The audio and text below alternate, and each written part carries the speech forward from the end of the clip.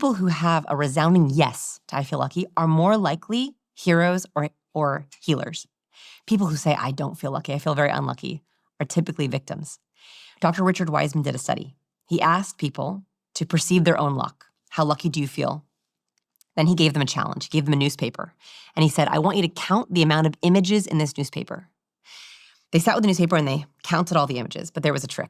There's always a trick in these studies. On the second page of the newspaper, in big print, it said, stop counting. There are 42 images in this newspaper. Almost all of the people who perceived themselves as lucky saw the ad, closed the paper, and gave it back. So there are 42 images. Almost none of the unlucky people did. The unlucky people missed the ad and kept counting, spent a lot of time, and made more mistakes. This means that if you think of yourself as lucky, you literally see more opportunities. If you think of yourself as unlucky, you miss them. Is it possible to change how you see yourself? I do believe in a growth mindset. So I do believe that if this is resonating with you and you're like, I feel unlucky, I might have this victim self-narrative. I do believe it's possible to change your perception of yourself. And that's starting with small moments of heroism. I think that changing your people skills, saying, I don't like people, and saying, I'm going to find a way to like people. Saying, I'm bad at conversation, I'm going to find a way to be good at conversation. To say, I'm an awkward person, no, I'm a recovering awkward person. If we can begin to take those tiny experiments and change them one by one, we begin to have small moments of heroism, and that's how we change our self-narrative. As an employer, I think about this a lot, these sort of verbal and non-verbal cues. And actually, I had an interview some time ago, and I think I came out of the interview, and I think objectively, the person might have been qualified, but there was something about their energy or cues or something that signaled something else to me, that they were an unhappy person, or they were tired, or they didn't really want to be here, or something like that. Are there any studies that confirm that our hidden communication is driving our success in the working environment? Yes. So this study blew my mind. It's 58,000 working hours over 11 different companies. So a huge amount of data. They wanted to know if low performers infect the people around them and if high performers infect the people around them. What they found was if you sit within 25 feet of a high performer, your own performance improves by 15%. Here's the kicker. If you sit within 25 feet of a low performer, your own performance decreases by 30%. This means that our negative emotions are more contagious, that if you're around people who are low performers, whatever that means to you, who have negative cues, who are feeling anxious or tired or low confident, you could catch those cues and that affects your own performance. This is why it is incredibly critical to invest in the 5 people who you spend the most time with. You want to make sure those 5 people are the cues you want to catch. Do you like the cues they're sending? Do they give you the right motivation, feelings? Do they make you feel liked? Do they make you a better version of yourself? There's just one more chemical aspect of this which we have to do more research on. This was a very gross study, but it's one of my favorites. It's a little gross. You ready? Okay. So they brought people into their lab. They split them up into 2 different groups. And they made the first group wear a sweatsuit where they catch your sweat and run on the treadmill. So they sweat a lot on the treadmill. The second group, they wore sweatsuits and they took them skydiving for the first time. Both groups sweat a lot. Treadmill sweat and skydiving sweat. They took these sweat samples and they had unsuspecting participants go into fMRI machines and scan their brains. Then they gave them both sweat samples to smell. These poor people didn't know what they were smelling. They went it. Everyone who smelled the skydiving sweat had an activation in their own amygdala, their own fear response triggered. In other words, when they smelled fear sweat, they didn't know why, they began to feel afraid. Everyone who smelled the treadmill sweat had no change at all. This means that, yes, we can talk about facial expressions and body language and vocal cues and words, but there's also something chemically happening with the people around us so that we can literally smell fear and we catch it. And that is also why it's really important to follow our gut. Oh dear. Well, I was going to say, well, then we're all screwed, aren't we? We can't do anything because if we're giving off these chemicals which are impacting those around us, it doesn't matter if I smile and do the whole No, because I think intention is the back door into confidence. It's very hard to fake confidence. I don't believe in fake it till you make it. I don't really. But if I say, I have a conversational tool for you that's going to make your conversations better, you become less nervous, you become more excited, you ask a better question, they give you a really good answer, you feel super charismatic, they feel really liked, you feel really likable. Ooh, we have a good little cycle. So I think that intention, going in with really purposeful cues, helps you feel more confident and triggers these beautiful cycles. The cycle, is this the cycle you're This is talking the about? cycle, yes. The this cue is the cycle. The cue cycle, yes. I'll put it on the screen and in the description for anyone that wants to see it. But when I saw this, the reason I printed this off is because it really hit close to home. Because I'm someone that meets a lot of people, and when I meet people, there's on the very rare occasion, something about someone will just kind of throw my energy. And it throws my energy to the point that I realize I'm then acting a little bit in terms of my interaction with them. And it's almost like I can't control it. Like something about the person has unnerved me or just made it. And it's nothing that I could consciously tell you, like say, oh, it was the way they shook my hand. Just something about them throws me into this different state. Yeah. And when I saw this, I almost figured out why. Because the first step in this cue, you explain it. I mean, it's your cue cycle. Yes. Okay. So we often mistakenly think that we send a signal to someone else, they send a signal back to us, and that's it. What we don't realize is there's a cycle happening within us, which is that if you send me a negative cue, I internalize it, and that changes the cues I'm sending back to you. Here's a very simple experiment that showed this.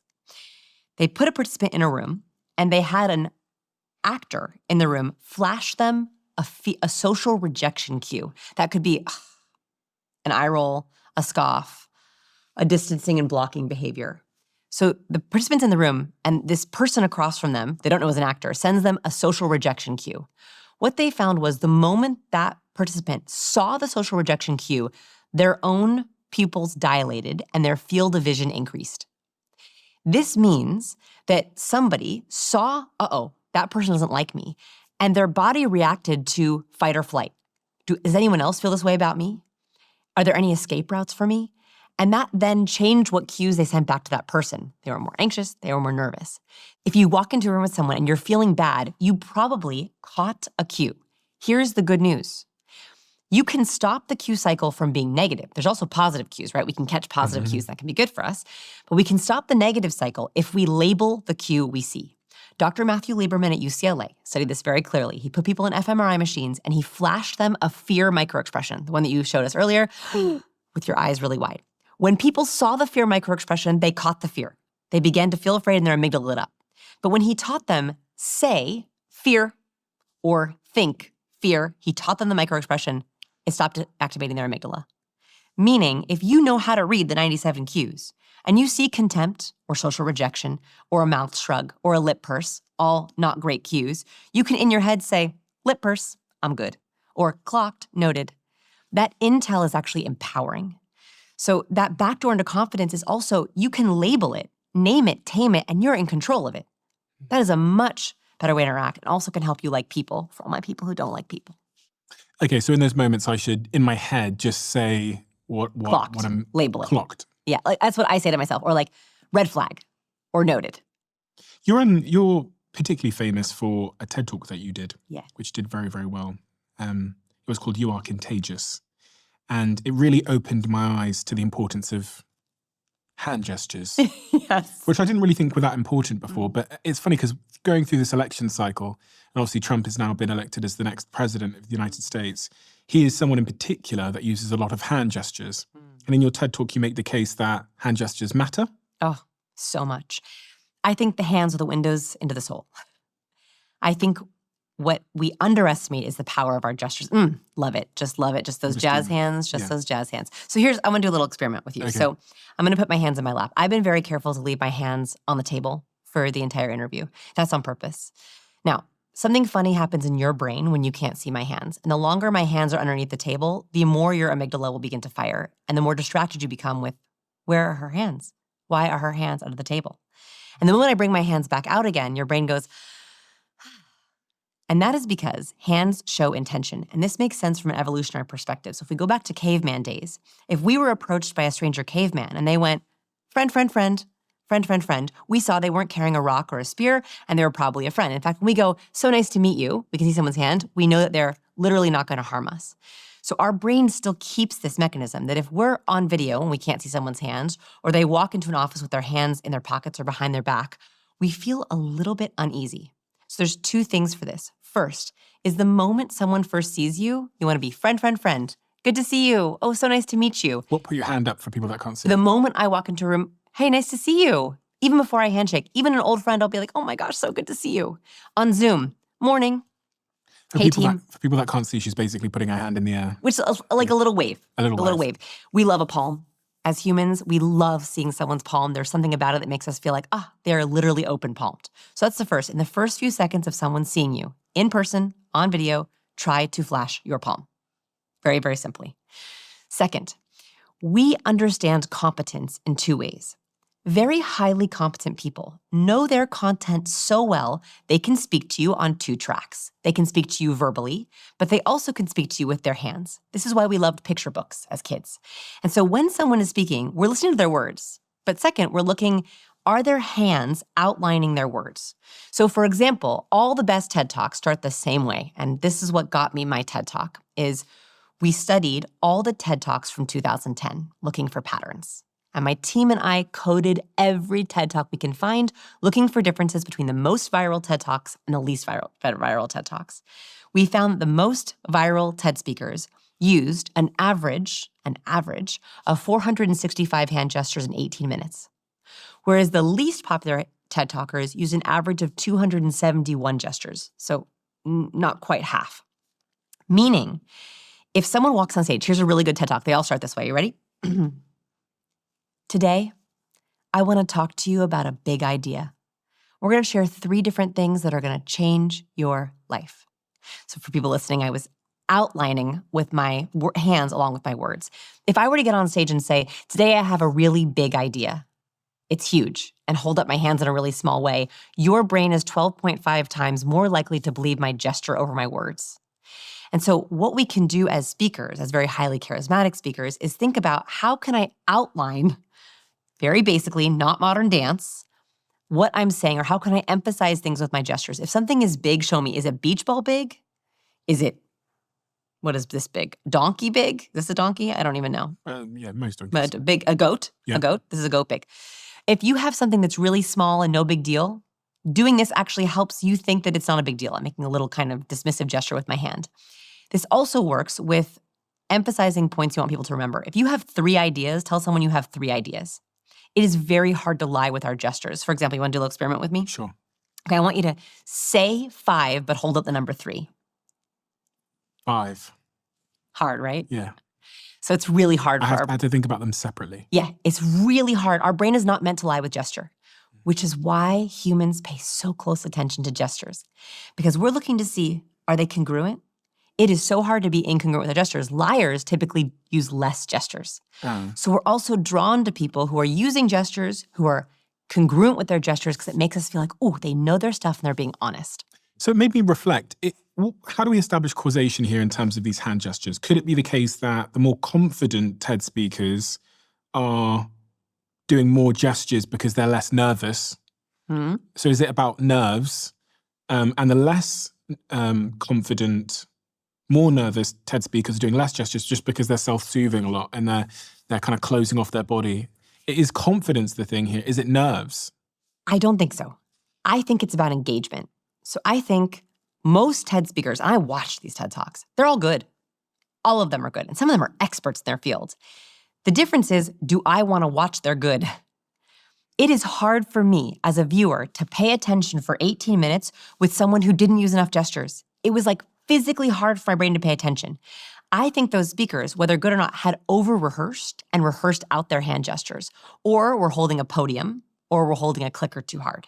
So I actually think that it's less to do with the speaker's nerves or confidence, and it's more to do with, are they going to let themselves use their hands to explain their points, and that becomes more engaging. One of the things I've noticed on this podcast is people who are using their hands are more expressive. And if they're more expressive, there's likely to be more sort of intonations in their voice. And if there's more intonations, it's more engaging. And if it's more engaging, then it's more retentive for the algorithm. And if it's more retentive for the algorithm, it's suggested more. If it's suggested more, there's more views.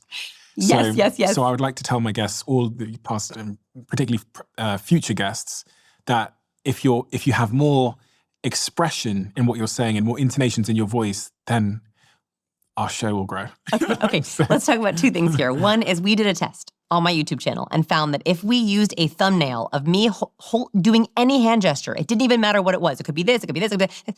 Any hand gesture, that got more clicks. People, even in the thumbnail, like to see the hand gesture even more than my crazy facial expressions. We tried both. So yes, we are, because if you see a thumbnail of me, holding up 2, you're like, well, what 2 things is she talking about? What is it? So we like it. It shows competence. And the second thing is that vocal variety is an incredibly important aspect of charisma. We're talking about gestures, but there is a feedback loop here. That the more, like if I were going to sit on my hands for this interview, you would notice my facial expression would get less charismatic, my vocal tone would be less charismatic. It's really hard to be charismatic without movement. Vocal variety is a critical aspect of both warmth and competence. That is because when we hear someone who's able to, for example, give us the TED Talk voice. So I'm gonna give you the TED Talk voice. You ready?